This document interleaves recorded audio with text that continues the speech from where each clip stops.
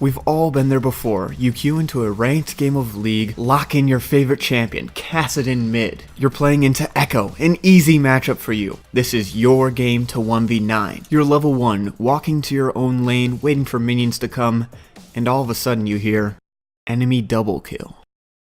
One of the most tilting things in League is when your team feeds and it's completely out of your control. The game can feel hopeless, like you have no impact and that nothing that you do matters. I'm Panther, a multi-season challenger player from the NA server, and I wanted to show you guys the best ways to carry from behind in mid lane. Today you're going to learn how to carry when your teammates feed. If you want the best shot at improving your own play, I would highly recommend checking out our website, gameleap.com. There we have hundreds of guides done by challenger players sorted into a quick and easy to use courses system. Make sure to check it out using the link below. Now the first thing that you're going to have to accept is that feeders are completely unavoidable. They happen across all elos, across all regions. But you can learn how to deal with them and how to carry through their feed. Now there are two styles of playing mid lane right now. You can either play for the laning phase, that is either to farm, look for solo kills in lane, or for turret plates, or you can roam, and this is either into the jungle or to the enemy side lane. Both are in a pretty good spot right now, with champions like Zed, Talon, and Kiana being your popular roamers, and champions like Ahri, Yasuo, or Orianna being your lane dominant champion. Now I want to start off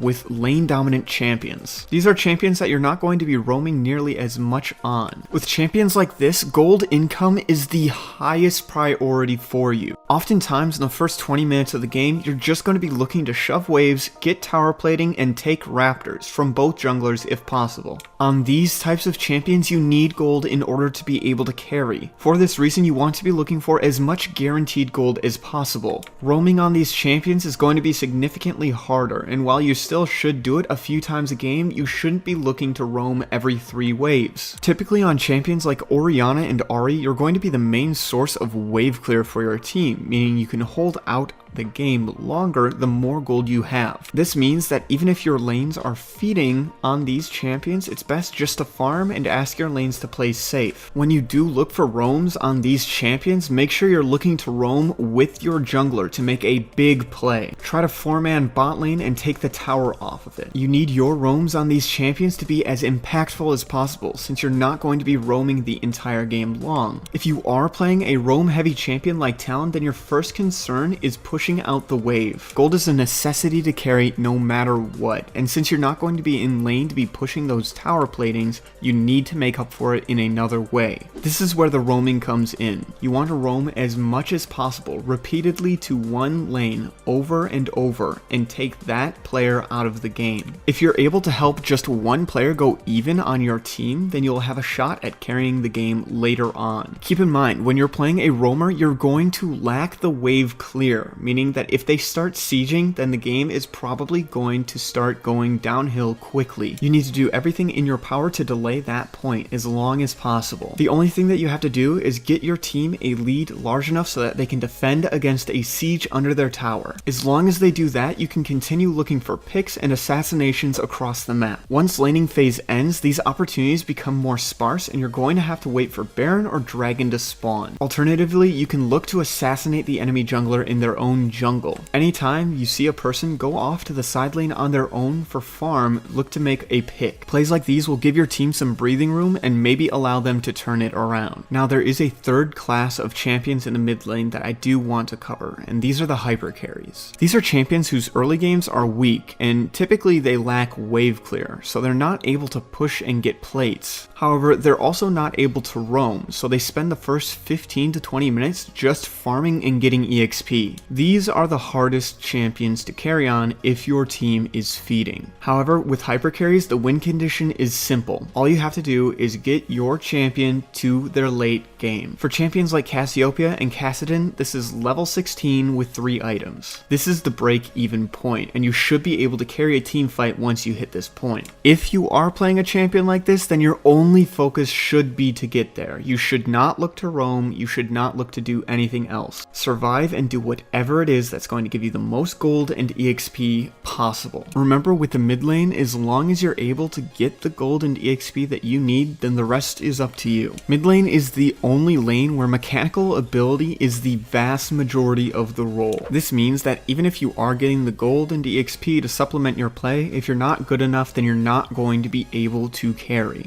As such, practicing your mechanical ability is very important on this role. Now, we've already covered lane phase and roaming, so I want to touch on the third key component to being a mid laner. That is inhibiting the enemy jungler. Your goal here is to be as much of a pain for the enemy jungler as possible. The best way for you to inhibit the enemy jungler is just by tracking them. Tracking the enemy jungler in the laning phase is nowhere near as hard as it sounds. All you really need is a few wards and information on where they started. For example, if the enemy bot lane comes to lane late missing mana, then you know that the enemy jungler started bot lane. You can use this information to give yourself a general idea as to where the enemy jungler is going. You know that they will typically spend 30 seconds to a minute on the first half of their clear before switching sides of the map. If they do not show in the lane on the side of the map that they started, then you know it means they swap sides on the map and are continuing their clear. It's at this point that you're going to want to get a ward on the pixel brush in the river if possible. This will spot the enemy jungler when they go for the scuttle crab, and 9 times out of 10 it will also make it so that the enemy jungler is entirely unable to perform a gank on their first clear. This is the best way to stop your lanes from feeding before it happens. Now moving on, the later the game goes, the more access to vision you will be granted. If you're able to buy a pink ward and put it in either the river or the enemy jungle, then you will be able to periodically spot the enemy jungler out. This will allow any lane that is close to the enemy jungler at that point to play safely and survive any ganks that might happen. However, if it looks like the enemy jungler is going to dive, then you need to move as quickly as possible and respond to this dive. The only two ways to survive a dive are either to outplay it or to have outside help from one of your other lanes. As the mid laner, it is your job to respond to these dives. Now obviously this only applies to ganks and does not apply to solo dives. Those are entirely out of your control and you will not be able to see when those are coming. Now wards will not only spot out ganks, but they can also spot out any potential dragon plays or Rift Herald plays. These are huge opportunities to turn around a game that is going poorly and should almost always be capitalized on if possible. If you are able to keep the objectives warded or nearby to the objectives warded, then you'll be able to spot these out, and without wards, it's just not possible to do. If you are finding that the enemy is sneaking Rift Heralds and Dragons on you frequently, then you probably need to work on your warding. It is a skill that is very important to mid lane, and I would just recommend watching Faker and copying his exact wards.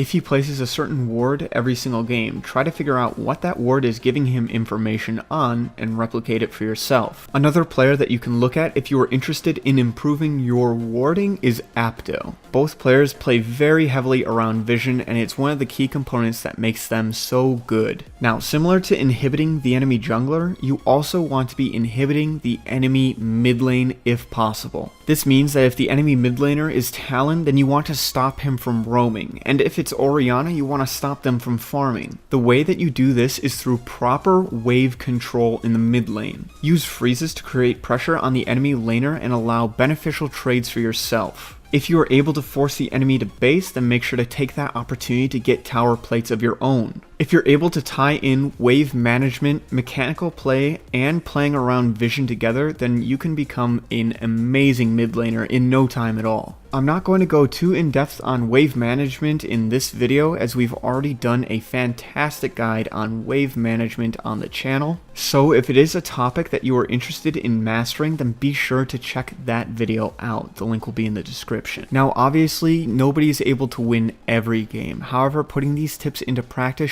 should allow you to solo carry the games that you think were uncarryable before. Keep in mind, you always want to focus on your own play first before your teammates' play. Sure, you can blame your enemy teammates, but that's never going to help you improve as a player. The best way to get better is just to look at your own play and see where there's room for improvement. Of course, if you have been enjoying using us as a learning resource, be sure to check out our website, GameLeap.com. There we have hundreds of guides all done by challenger players sorted into a quick and easy to use courses system. We have courses on both the 5 fundamental roles as well as champion specific courses. Be sure to check us out using the link in the description below. As always, I hope you learned something valuable, and I will see you in the next one.